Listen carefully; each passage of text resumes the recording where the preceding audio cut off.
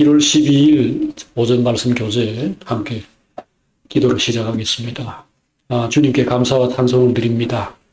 새해를 저희에게 주시고 또 이제 두 번째 주일을 이렇게 맞이합니다. 저희들 안에 목표, 목적, 또 1년에 어떻게 살 것인가에 대한 분명한 계획이 있어서 그대로 저희 이 한 해 성공하는 한 해, 마음에 생각한 것을 이루는 그런 한 해가 되기를 원합니다. 그보다도 더 중요한 것은 무슨 목표, 무슨 목적, 무슨 계획과 소원을 갖느냐 하는 것이오니 저희들은 되는 일, 될 일, 되어져야 할 일을 생각하고자 합니다. 그것은 하나님께서 계획하시고 뜻하신 것, 하나님의 영원한 목적과 계획, 그것이라고 믿습니다. 그러므로 오늘도 하나님 말씀 상고하면서 우리 마음에 정말로 품어야 할 생각들 알게 하시고 또 품게 해 주시기를 구합니다. 그런 주님의 길을 따라서 저희들이 잘 걸어가서 이 한 해도 승리하는 한 해가 되게 해 주시옵소서. 예수님 이름으로 기도합니다. 아멘. 네, 하나님 말씀 함께 읽고 나누겠습니다. 구약성경 사무엘하 7장입니다. 사무엘하 7장 8절부터 16절까지 말씀 한 절씩 번갈아 읽겠습니다.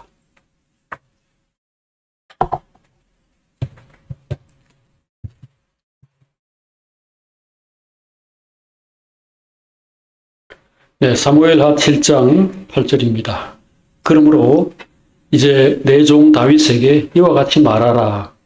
만군의 여호와께서 이와 같이 말씀하시기를 내가 너를 목장 곧 양을 따르는 데에서 데려다가 내 백성 이스라엘의 주권자로 삼고 네가 가는 모든 곳에서 내가 너와 함께 있어 네 모든 원수를 네 앞에서 멸하였은즉 땅에서 위대한 자들의 이름같이 내 이름을 위대하게 만들어 주리라.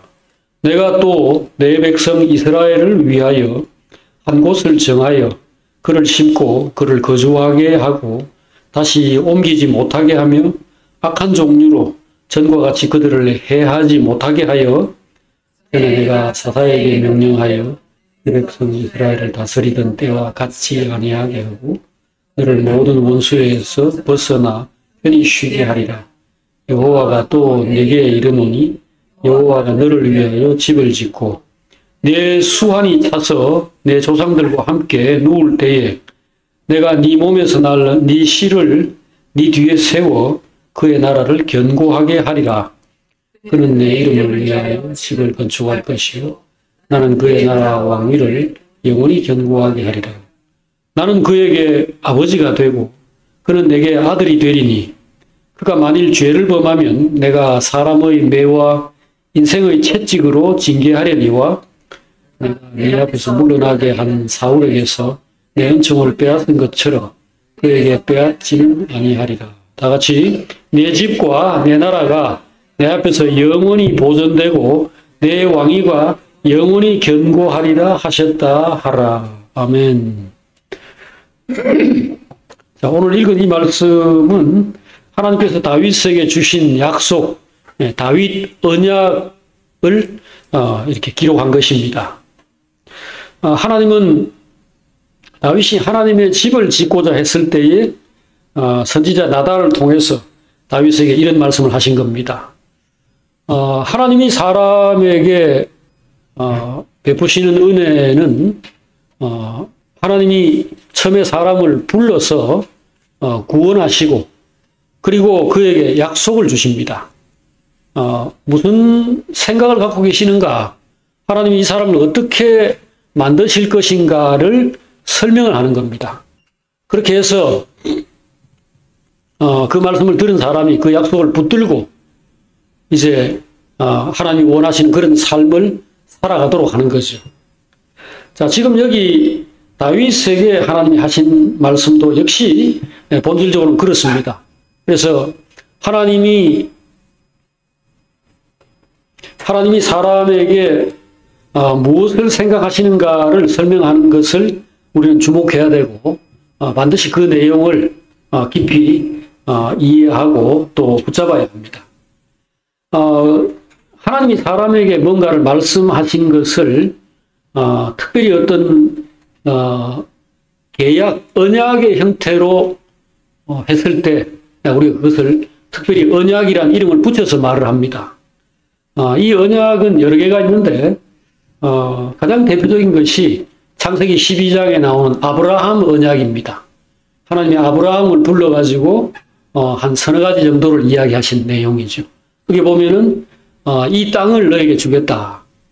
그 다음에 너에게 많은 자손이 태어나서 특별히 그 많은 자손들이 그냥 이렇게 숫자가 많다 정도가 아니고 여러 민족의 아버지가 된다라는 말을 통해서 이 자녀들이 어떤 그 민족들의 조상이 된다. 그러니까 뭐 예를 들자면 한국도 아브라함의 자식 가운데 한 민족이 나오고 일본도 아브라함의 자손 가운데서 뭐 일본 민족이 나오는 이런 식으로 그렇게 해서 실제로 지금 중동의 대부분의 그 민족들, 아랍 사람들, 뭐 또 이스라엘 사람들, 뭐 모두가 다 아브라함을 조상으로 모시고 있습니다. 그러니까 그런 자손에 대한 약속 이걸 하셨고 그 다음에 아브라함을 단지 숫자가 많거나 이 정도가 아니고 복의 근원, 그러니까 많은 사람들에게 복을 가져다 주는 복의 통로가 되도록 한다. 복의 전달자가 되도록 한다라는 이런 굉장히 좋은 약속을 하나님께서 아브라함에게 주셨습니다. 이걸 아브라함 언약이라고 하죠. 그 다음에 이제 모세 언약이라는 것도 있습니다. 모세 언약은 하나님께서 모세를 시내산에 불러가지고 막 애굽에서 나온 이스라엘 사람들에게 뭔가를 주신 겁니다. 그 내용은 우리가 흔히 율법이라고 하는 것으로 잘 알려져 있죠.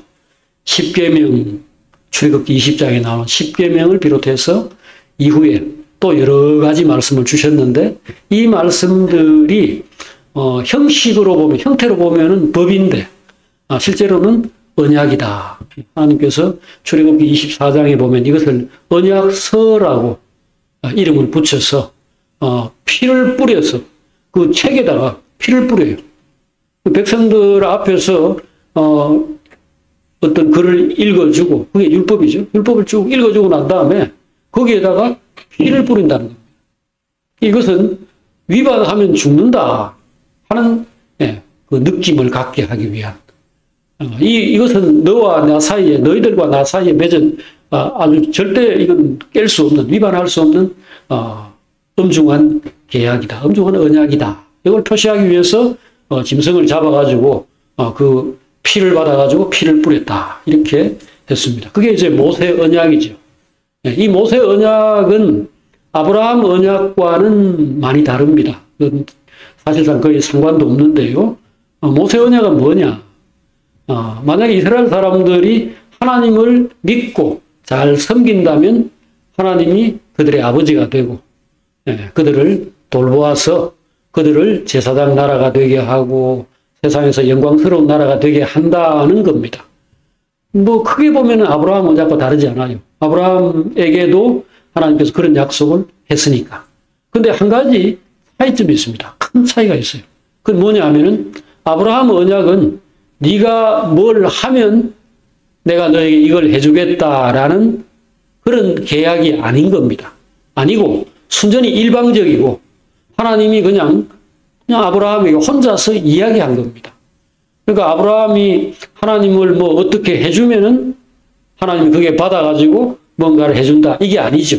예를 들어서 전세 계약이나 이런 거 매매 계약 같은 것은 내가 돈 주면 그 사람이 나에게 집 준다. 뭐 이런 것들이 있는데 이것은 일방적인 계약이어서 아브라함에게 요구된 것이 하나도 없습니다. 그런데 모세 언약은 하나님께서 이스라엘 사람들이 너희가 내 말을 잘 듣고 나를 잘 섬기면 내가 너희에게 이것을 해주겠다라고 해서 조건을 붙인 것이 큰 차이점입니다. 그러나 본질은 이 사람들이 결국 하나님의 백성이 되고 하나님의 나라가 되고 하나님의 제사장이 된다. 그런 영광스러운 약속을 주신 것이죠. 그 다음에 다윗 언약이라는 게 이제 나옵니다. 자, 오늘 여기 우리 읽은 이 내용, 하나님이 다윗을 불러가지고 다윗에게 주신 약속, 이것이 바로 아브라함 언약과 모세 언약 뒤에 나온 다윗 언약입니다. 이 다윗 언약은 아브라함 언약을 그대로 계승한 겁니다. 아브라함 언약을 계승했다면은 하나님이 그 아브라함에게 하신 약속을 지금 다윗에게 좀 더 확대, 좀 더 보강해가지고 이렇게 약속하신 것이라고 할 수 있죠. 자, 여기서 이제 하나님 약속한 내용이 뭔가 크게 네 가지로 나눌 수 있습니다. 첫 번째는 다윗 개인에게 준 약속. 이것은 이제 그 자손에게까지 이제 연결이 되죠. 다윗이 왕이 되고 그 다음에 그 왕권을 잃지 않는다라는 게 핵심입니다. 다윗은 사울처럼 쫓겨나질 않아요. 하나님이 부르시고 가르치고 훈련시켜가지고 제대로 된 왕을 세우신다. 이것은 하나님의 작업입니다. 그러니까 이 작업은 실패가 있을 수 없고 확실하겠죠. 그렇게 해서 어쨌든 간에 하나님의 아들이든 하나님의 종이든 하나님의 위임 권세자, 이제 왕이라는 것도 사실 하나님 앞에서는 그냥 권한을 일부 위임받은 그냥 대리인, 종에 불과하죠. 근데 어쨌든 간에 이 사람을 하나님께서 영광스럽게 하고 그리고 쫓아내지 않는다. 이것이 다윗에게 주신 그 약속의 가장 중요한 부분입니다. 그 다음에 이 약속이 후대까지 계속 이어져 가지고 이 다윗의 나라가 영원할 것이다 라는 것이 두 번째 핵심입니다. 다윗은 죽지요. 다윗의 자식들도 한 사람으로서 한 5, 60년, 7, 80년 이렇게 살다가 다 죽었어요. 그런데 이게 끝까지 간다는 겁니다. 어디까지 간다는 건가? 나중에 이것이 예수 그리스도에게 적용이 되고, 예수 그리스도가 바로 이 왕권을 물려받아가지고 세상의 왕으로 오시고 또 사람들을 다스린다는 겁니다. 근데 예수 그리스도도 영원히 땅에 계시는 것은 아니지 않느냐. 그렇죠.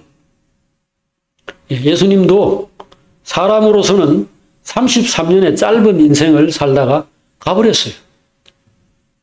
그러면 이 왕권이 어떻게 영원히 유지되는 것인가? 바로 그 예수의 생명을 받은 사람들.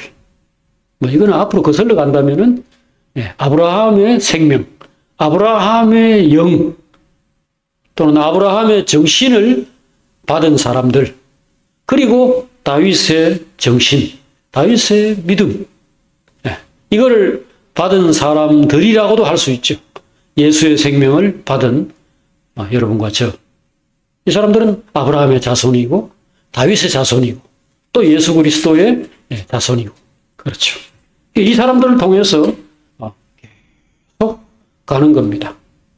우리도 죽을 텐데 물론, 그러나 이후에 우리 뒤에 오는 사람들을 통해서 이 하나님 나라가 이어질 것이고, 똑같은 사람이에요. 사실은 우리가 아브라함 안에 있고 우리가 다윗 안에 있고 우리가 주님 안에 있는 그런 원리니까 이게 쭉 이어지다가 마지막에는 어떻게 돼요? 주님이 다시 오십니다.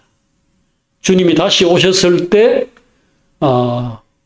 아브라함과 이삭과 야곱과 여러분과 제가 다 부활합니다. 다 다시 살아나요.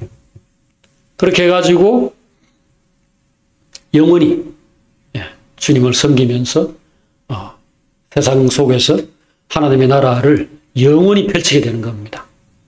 그러니까 이 다윗 언약은 다윗 본인뿐 아니라 다윗의 자손 대대로 이 하나님의 자녀로서의 그 영광스러운 모습을 유지하고 그런 사람들이 또 서로 사랑하고 서로 섬기고, 이걸 뭐 다스린다는 표현으로 왕권이라는 말로 써도 되는데, 실은 그 하나님의 나라에서의 왕권의 실체는요, 군림하고 부리고 사람들에게 이래라 저래라 시키는 것이 아니기 때문에, 이 왕권은 그냥 사랑으로 서로 종로로 단다라고 완전히 뒤집어가지고, 왕이 아니라 이 종이라고 해도 똑같습니다.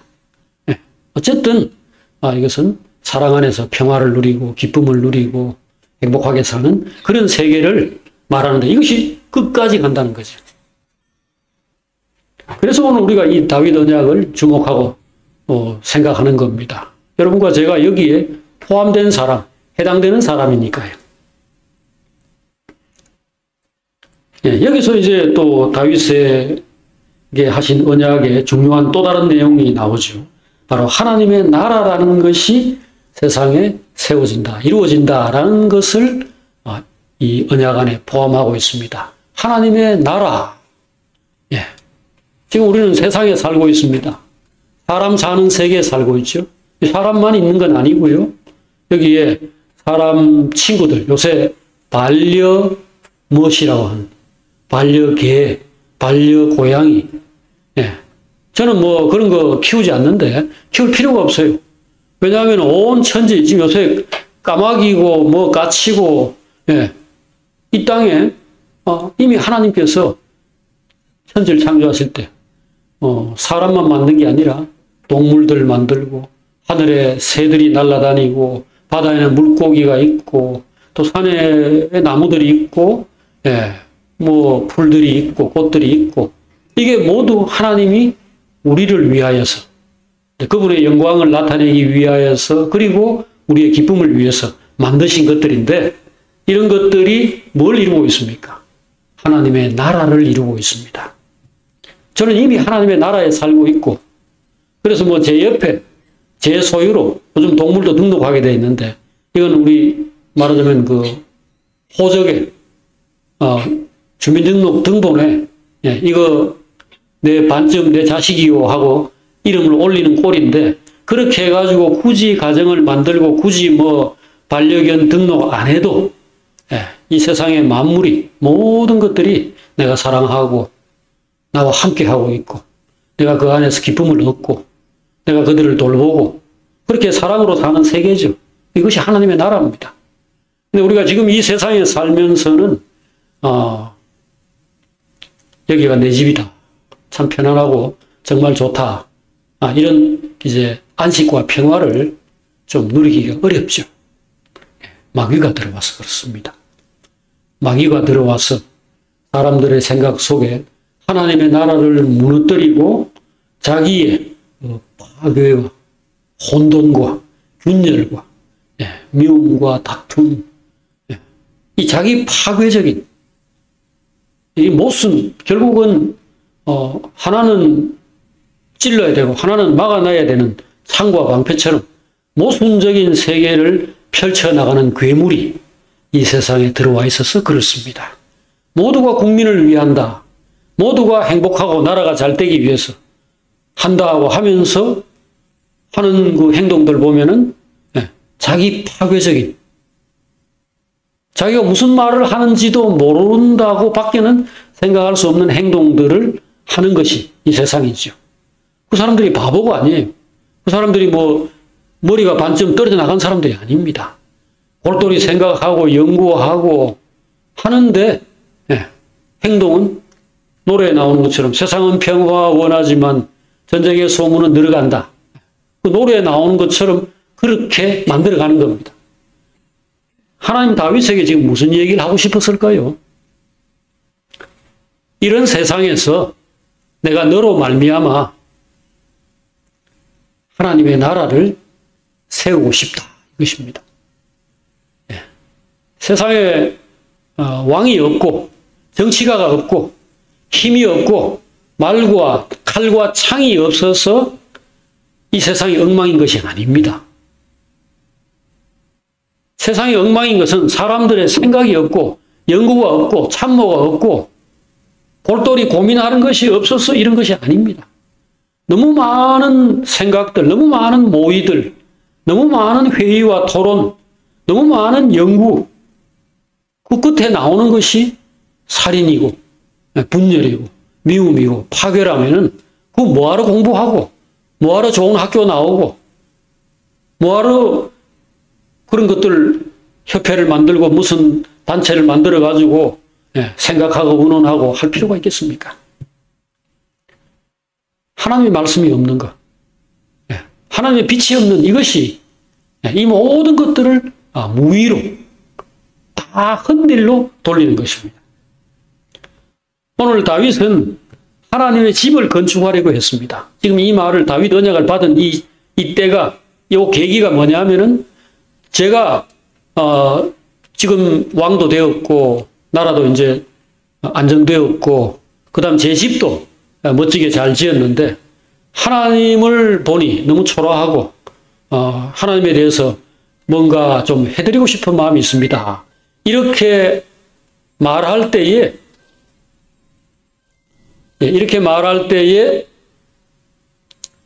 하나님께서 네가 나의 집을 짓겠느냐 하면서 지금 이 다윗 언약을 주신 겁니다.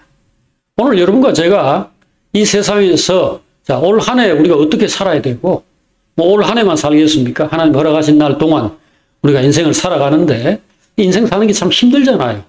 많은 문제들이 있고 우리에게 힘이 없고 그런 것을 처리할 능력이 없는 상황인데 뭐 어제나 오늘이나 뭐 달라질 것도 없고 미래에 대해서 우리가 무슨 희망 이런 것을 가지기도 어려운 상황이잖아요. 이럴 때 하나님께서 이야기하시는 것이 내가 네 속에서 집을 짓겠다. 내가 네 안에 정말 영광스러운 집을, 그것도 내 집을, 하나님이 자기 집을 우리 안에 짓겠다고 말씀한 겁니다. 그럼 오늘 우리가 추구해야 될 게 뭔가 더 분명해지죠. 나는 지금 이 내 대적과 지금 싸워야 되고 세상을 지금 이렇게 근본적으로 어지럽게 만드는 이 근본적 대적은 마귀고요. 그 다음에 그 마귀에게 물들고 뭐랄까요, 사주를 받고 있고 마귀에게 사로잡혀 있는 수많은 사람들이, 그게 내 남편이고 내 아내이거나 부모나 자식일 수도 있고 직장의 동료일 수도 있고 내 곁에 있는 모든 사람들이 다 사탄의 영향을 받고 있습니다. 그러니까 미워하고 서로 죽이려고 하고 싸우고 이러잖아요. 근데 이 사람들을 이기는 유일한 길은 하나님이 내 속에서 온전하게, 하나님이 내 안에서 온전하게 일하실 수 있도록 나를 성전으로 드리는 겁니다. 내 마음의 문제예요. 내 마음과 내 생각을, 내 육신 안에 지금 가지고 있는 여러 가지 생각들과 계획들과 또 뭔가 목적과 목표, 욕망 이런 것들을 다 내려놓고 조용히 하나님이 내 속에서 그의 생각과 뜻을 펼칠 수 있도록 나를 비워드리는 겁니다. 다윗 언약은 하나님이 다윗을 택해가지고 하나님의 아들로 만들고 하나님의 성전으로 만들고 그래가지고 결국은 세상에 하나님의 나라를 전개하겠다는 것입니다. 영원한 나라, 하나님이 목표로 하는 그 정말 하나님의 정신이 충만한 사람들, 하나님의 사랑이 그 속에 깊숙이 이렇게 박힌 사람들이 세상 속에서 그 사랑을 펼치면서 또 정의롭게 사는 그런 세계를 만들겠다. 근데 그걸 누구에게, 어디서부터? 다윗으로부터 시작을 했고 그 다음에 이후로 이것을 계속해서 견고하게 해나가겠다, 확장하겠다는 것입니다. 자, 다윗 언약은 다윗에게 준 약속이니까 다윗의 인생이 그 토대가 당연히 됩니다. 하나님이 다윗에게 뭘 했습니까? 자, 하나님이 다윗을 통해서 하나님의 나라를 만들고 요걸 세상에 두신 하나님의 거처, 하나님의 집, 그러니까 성전으로 삼겠다고 했는데 그게 이제 여러분과 저에게까지 이어져 왔지 않습니까? 그리고 오늘 고린도전서 3장 16절에서 이야기하고 있는 것처럼 너희가 하나님의 성전인 것과 하나님의 성령이 너희 안에 거하시는 것을 알지 못하느냐라는 말로 표현된 겁니다. 그러면 하나님이 다윗에게 뭘 했죠? 오늘 우리에게는 뭘 했습니까? 예, 하나님 첫째로 우리를 불렀습니다. 이 부른다는 것은 하나님이 어떤 사람에게 자기 세계를 열어서 알려주시는 겁니다. 하나님의 뜻을 알려주시는 겁니다. 다윗은 어떤 통보를 받았나요? 예, 다윗은 내가 너를 사울의 뒤를 이어서 이스라엘 다스리는 이 나라의 왕으로 삼겠다라는 통보를 받았죠. 그 말을 10대 청소년 때 들었습니다. 여러분과 저도 마찬가지입니다. 아직 왕이 아닙니다. 다윗도 그때 왕이 아니었죠. 들에서 양을 치는 그런 목동이었는데 하나님 불러가지고 양 치는 것처럼 내 백성을 치게 하겠다. 이렇게 말씀한 겁니다. 여러분과 저도 그와 같은 부르심을 받았어요.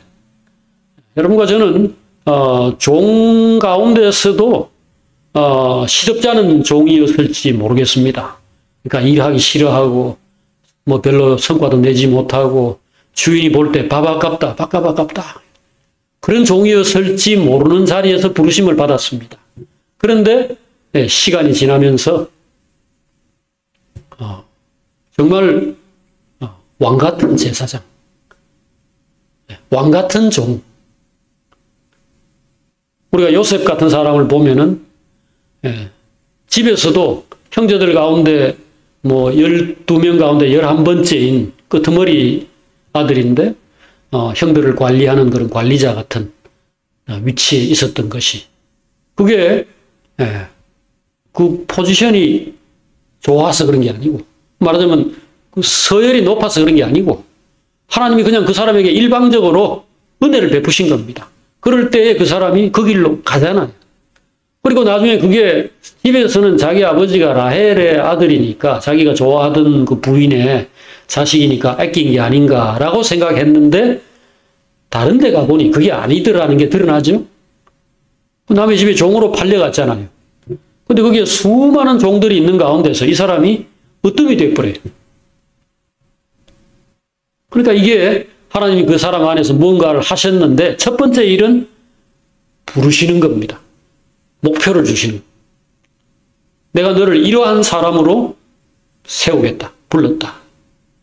이게 에베소서 1장 그 19절에 보면은 성도 안에 있는 그 소망이라고 표현되고 있습니다. 부르심의 소망. 성도 안에 하나님께서 내가 너 뭘 되게 하려고 불렀느냐를 하나님 말씀을 해주시는데 이것이 그 사람을 이제 이끌어가는 거죠. 다윗도 그와 같은 약속을 받았습니다. 자, 그러나 사실은 뒤져보면은 그보다 먼저 하나님이 그에게 하신 작업이 있습니다. 바로 이스라엘의 왕이 되게 하겠다라는 약속 주기 전에 먼저 왕 노릇을 경험하게 한 겁니다. 어디서 경험했죠? 들에서 그 양들 속에서. 그 양들이 뭐 수십 마리든 수백 마리든 간에 그 양들은 무지하고 어리석습니다. 그리고 양은 착하지도 않아요. 우리 짐승에게는 도덕적인 관념을 적용하지 않습니다. 그래서 그 나쁘다, 좋다, 착하다, 못됐다라고 하지 않습니다. 호랑이가 토끼를 잡아먹을 때 이 나쁜 놈 그렇게 말하지 않습니다. 그건 당연한 것이기 때문에. 자, 양들은 어리석습니다. 우리가 이 사회 상황을 볼 때도 어떤 사람들은 태극기 흔들면서 태극기 부대, 어떤 사람들은 반대편에서 뭐 그들이 막 벨갱이라고 말하는 그런 어떤 것들을 또 표현하고 할 때 서로는 비난하죠. 서로가 서로를 비난하죠. 저거 나라를 팔아먹을 놈, 나쁜 놈, 저 꼴통. 자, 양쪽의 사람들을 도덕적인 잣대를 들이대 가지고 비난합니다. 정죄하고 판단하고 거절하죠. 그런데 양이라는 것은 본래 그렇다라는 것을 다윗은 일찍이부터 배운 겁니다.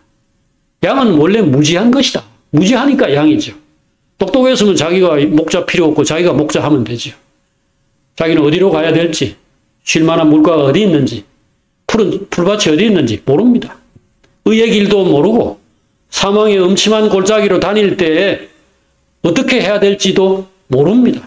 그래 자기 파괴적이고 자기 모순적인 행동들을 하는 것이 양입니다.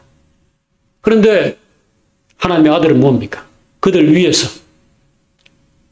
하나님의 지혜, 하나님의 지식, 하나님의 지각, 하나님의 마음, 하나님의 총명을 받아가지고 이 모든 사람들을 아우르고 그들을 사는 길로, 생명의 길로 인도하는 거죠. 다윗은 언약을 받기 전에 또 부르심을 받기 전에 이미 그의 자리가 그와 같이 왕이 되고 다스린 자가 되고 하나님의 심정으로 만물을 돌보는 그러한 사람. 그 자리에 있도록 몸으로 일단 배치가 되고 훈련을 받은 겁니다.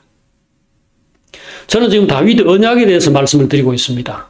하나님이 다윗에게 주신 이 약속은 본인을 영광스럽게 하겠다라는 이 약속, 본인이 왕이 되고 그 다음에 그 왕위가 영원히 없어지지 않는 매우 견고하고 확실한 그런 왕위가 될 것이다. 이 약속, 그리고 그로 말미암아서 그리스도가 나오고 그로 말미암아서 하나님의 나라, 아들의 나라, 어떻게 보면은 목자들의 나라, 왕들의 나라,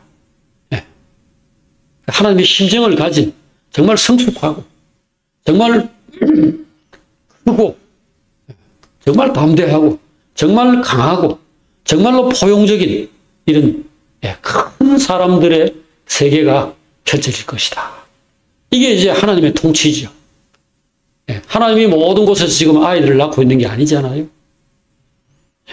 하나님이 한 세상에서 가장 작고 보잘것없는 사람, 만약에 그것을 남녀로 말하자면 여자입니다. 여자가 더 작고 더 힘이 없고 억압을 받으면서 살아온 존재인데 하나님이 그 여자를 통해서 아이를 낳게 하죠. 디모데전서 2장에 보면은 여자는 해산으로 구원을 얻으리라 라는 말을 바울이 디모데에게 하고 있습니다. 해산이라는 것은 아이를 낳는 거죠. 생명을 낳음으로써 구원을 얻는다. 여자가 아이를 낳으면 천당 간다는 말인가요? 그런 말이 아니고 여자가 아이를 낳음으로써 생명의 세계로 들어간다는 겁니다. 가장 생명이 빈약한 자가 생명이 빈약하다는 것은 뭐로 나타났습니까? 아담이 자기의 머리인데 아담에게 묻지 않고 자기가 선악과를 보고서 이 먹어도 좋을 것 같다라고 생각하고 덜렁 그 사탄의 유혹을 받아들인 겁니다. 이게 생명이 빈약하다는 겁니다. 이게 생명이 형편없다는 뜻입니다. 자기 죽을 줄 모르고 이게 무슨 독약을 무슨 물 마시듯이 마시는 이게 견고하지 못한 인생, 튼튼하지 못한 인생을 말하는 거예요. 이 여자를 하나님이 딱 불러가지고 이 실패한 자리에서 회복과 구원을 시작하는 거죠. 이 여자가 아이를 낳습니다. 그 아이를 낳는 것은 창세기 3장을 보면 저주처럼 보여요. 너는 잉태할 때 고통을 겪게 될 것이다. 그게 타락하자마자 하나님이 찾아와가지고 여자에게 하신 말씀이에요. 그러니까 여자는 저주받은 줄 알았죠? 그런데 생명을 잉태하니까 어떻게 됩니까? 사랑의 세계로 들어가요. 그러니 하와는 아담보다 큰 자가 됩니다. 여자는 약하지만 엄마는 강하다. 이것이 그 말입니다. 이 생명의 세계가 결국은 생명을 낳고 기르고 그 안에서 사랑과 수고와 희생을 경험하는 가운데서 생명이 확장되고 견고해지고 풍성해지는 겁니다. 장차 여러분들이 하나님의 나라가 온전히 있었을 때, 즉 우리가 말하는 천국이 임했을 때 여러분이 그걸 보신다면은 우리가 다 부활해서 그걸 보겠죠. 본다면 깜짝 놀랄 겁니다. 그 첫 번째는 남자가 별로 없다는 것. 두 번째는 세상에서 잘 나가고 우리가 주로 듣고 주로 보고 뉴스에서 보고 그 다음에 뭐 이렇게 큰 자라고 생각해서 부러워하고 쳐다보던 사람들이 거의 없고, 부자와 나사로의 비유에 나온 것처럼 그 부자는 호화로운 집에서 잘 먹고 떵떵거리고 모든 사람들이 다 알고 있고 그랬는데, 그 집에 유일하게 남은 것은 그 집 문 앞에서 밥 얻어먹던, 떨어진 부스러기 주워 먹던 거지, 그 집 거지만 하나님의 나라에서 발견했다는 거죠. 생명이 가진 속성 때문입니다. 생명은 하나님께 속해 있습니다.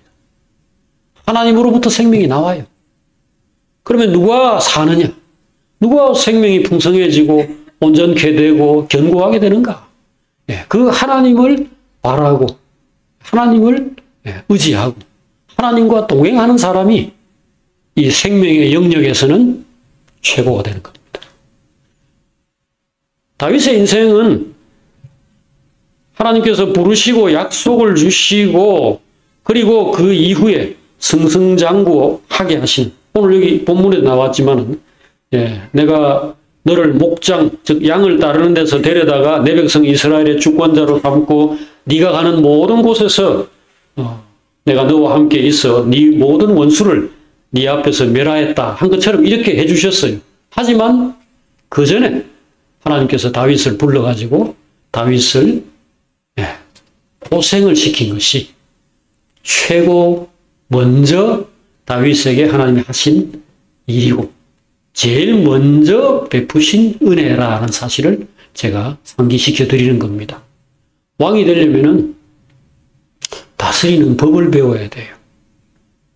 다스림이라는 것은 결국 말 안 듣고 스스로는 제대로 살아갈 수 없는 자들을 곁에 두고 계속 그들과 부딪히고 그들 때문에 고민하고 결국은 그들 가운데에서 지혜를 얻고 지식을 터득하는 그 과정을 말하는 겁니다. 그러고 나서 제대로 다스릴 수 있죠. 그러니까 다윗은 하나님의 언약을 받아가지고 지금 여기 내용만 쭉 보면은 하나님이 이 사람을 굉장히 높은 자리로 세우시고 그리고 영원히 그 영광을 잃지 않게 해주시고 그래서 뭐 아주 정말 호화롭고 호사스럽고 편안한 생활을 한 것처럼 이렇게 보이지만 또는 그렇게 하게 한다는 것처럼 이 약속이 그렇게 보이는데 실은 내용을 들여다보면은 하나님께서 이 다윗을 그런 사람으로 만들기 위해서 첫째로 그를 비우시고 그를 낮추시고 그를 고난 가운데에서 정말 생명의 영역에 관한 한 누구에게도 뒤지지 않는 그런 사람으로 만들어가는 과정이 있었다. 이것을 말씀을 드립니다.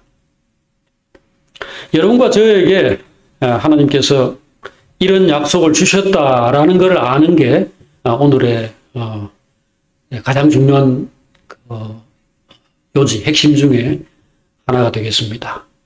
아브라함의 자손, 그리고 우리는 또 다윗의 자손을 생각합니다. 이 아브라함의 자손은 성경에 보면은 아브라함의 혈통적 자손이 아니고 아브라함의 영적 자손을 가리킨다는 것이 굉장히 강조가 되어 있습니다. 이 로마서 4장 16절을 보면은 상속자가 되는 그것이 은혜에 속하기 위하여 믿음으로 되나니. 자, 이게 무슨 말이냐? 혈통으로 되지를 않고 믿음으로 상속자가 된다. 그러니까 자손이 된다라는 얘기입니다. 율법에 속한 자에게뿐 아니라 아브라함의 믿음에게 속한 자, 이것을 하나님이 아브라함의 자손이라고 이렇게 규정을 하셨습니다.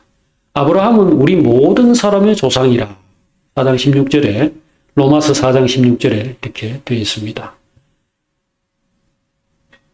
자, 로마서 9장 7절 8절은 같이 한번 읽어보십시다. 로마서 9장 7절 8절.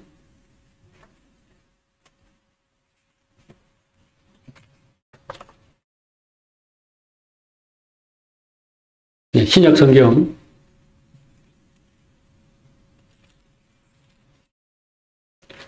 251페이지 로마서 9장 7절입니다. 네, 다 같이 또한 아브라함의 씨가 다 그의 자녀가 아니라 오직 이삭으로 난 자라야 내 씨라 불리리라 하셨으니 곧 육신의 자녀가 하나님의 자녀가 아니요 오직 약속의 자녀가 씨로 여기심을 받느니라. 그러니까 아브라함의 자손은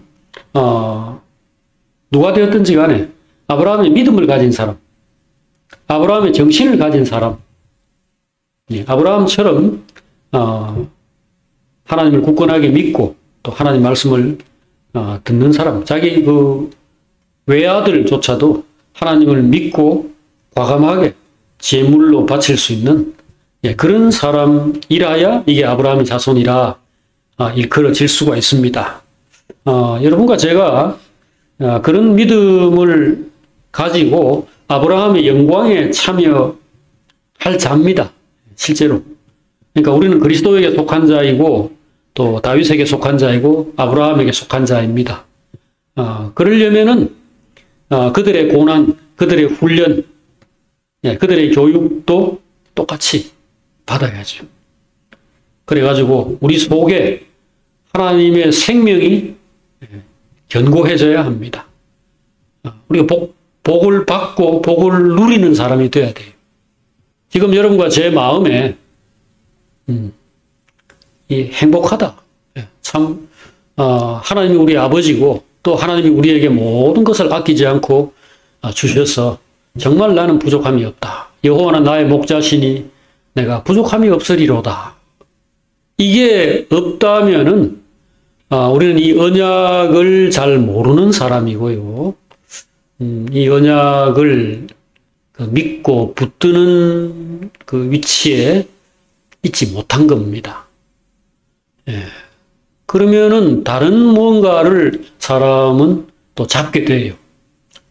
아무것도 없으면은 사람 못 살거든요.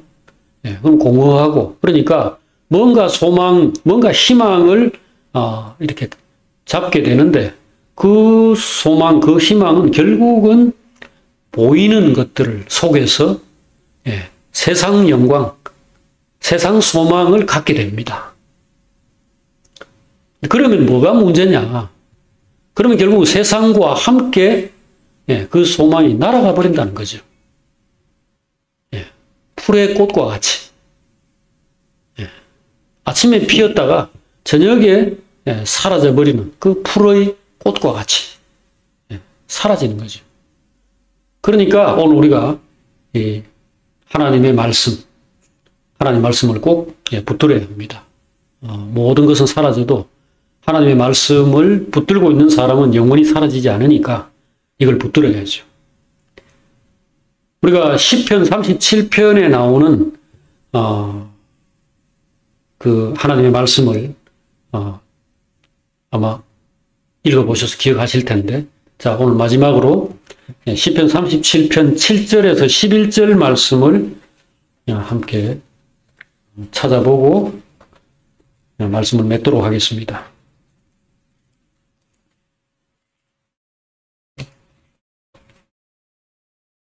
시편 37편 7절부터 11절까지 한 목소리로 한번 읽어보겠습니다. 다 같이 여호와 앞에 잠잠하고 참고 기다리라. 자기 길이 형통하며 악한 꾀를 이루는 자 때문에 불평하지 말지어다. 분을 그치고 노를 버리며 불평하지 말라. 오히려 악을 만들 뿐이라. 진실로 악을 행하는 자들은 끊어질 것이나 여호와를 소망하는 자들은 땅을 차지하리로다. 잠시 후에는 악인이 없어지리니 내가 그곳을 자세히 살필지라도 없으리로다. 그러나 온유한 자들은 땅을 차지하며 풍성한 화평으로 즐거워하리로다. 누가 땅을 차지하나요? 온유한 자가 차지합니다. 풍부한 화평을 누가 누리죠? 온유한 자가 누립니다. 하나님의 약속이 그 속에 있다. 그러면 하나님 나와 함께 하시고 나를 사랑하시고 나를 붙드시고 나뿐 아니라 내 자손들까지도 다 영광스럽게 다 잘되게 하신다. 이거를 가지고 있는 겁니다. 약속을 가지고 있다는 것은 이거를 믿는 겁니다. 이걸 믿으면은 그 기본 여기서 나오는 제일 첫 번째 열매가 뭐냐 하면은 느긋한 겁니다. 걱정이 없어요. 뭘 염려하겠습니까? 미래가 결정되어 있고 모든 것이 보장되어 있고 이게 흔들리지 않는다. 우리가 받을 건 하나밖에 없어요. 우리가 지금 기대할 거, 우리가 각오해야 될 건 하나밖에 없습니다. 두들겨 맞는 겁니다. 그건 징계죠. 오늘 다윗 언약에 나오는 아주 중요한 내용 중에 하나가 너희가 잘못을 하더라도 너하고 너 자손들이 잘못을 저지르고 빗나가더라도 내가 사울을 쫓아낸 것처럼 은혜를 끊지 않겠다는 겁니다. 왜? 아들이니까. 오늘 여기 지금 사무엘하 7장에서 하나님이 가장 강조하시는 내용이 바로 너는 내 아들이다 이거죠. 나는 그에게 아버지가 되고 그는 내게 아들이 되리니 그가 만일 죄를 범하면 내가 매와 채찍으로 징계하려니와 내가 네 앞에서 물러나게 한 사울에게서 내 은총을 빼앗은 것처럼 은총을 빼앗지 않겠다. 네 집과 네 나라로 내 앞에서 영원히 보존되고 네 왕위가 영원히 견고하리라. 이것이 바로 언약의 마지막 부분입니다. 그러니 온유해야 됩니다. 빌립보서 4장에 나오는 말씀 항상 기뻐하라. 내가 다시 말하노니 기뻐하라. 모든 사람에게 너희 관용을 알게 하라. 모든 사람에게 너희 여유를 알게 하라. 무엇 때문에 염려하고 무엇 때문에 불안해하고 무엇 때문에 두려워하느냐 이거죠. 언약을 모르거나 이 언약을 모르거나 다른 걸 잡고 있어서 그렇죠. 세상이 흔들리니까 정치하는 사람들 쳐다보면은 나라가 망할 것 같아. 나라 망하면 나도 망하지. 이거 내 나라가 아닌데.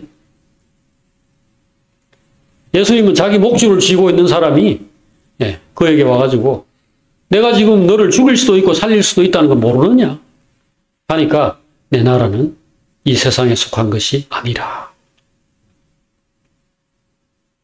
그러니 여유가 있죠. 그러니 십자가에 매달려 올라갈 수 있죠. 그리고 부활하고 살아나서 하늘로 날아가 버리죠. 저와 여러분은 어디에 속한 사람들입니까? 그건 뜬구름 같은 그런 헛소리 비슷한 그런 걸 내가 어떻게 믿겠노?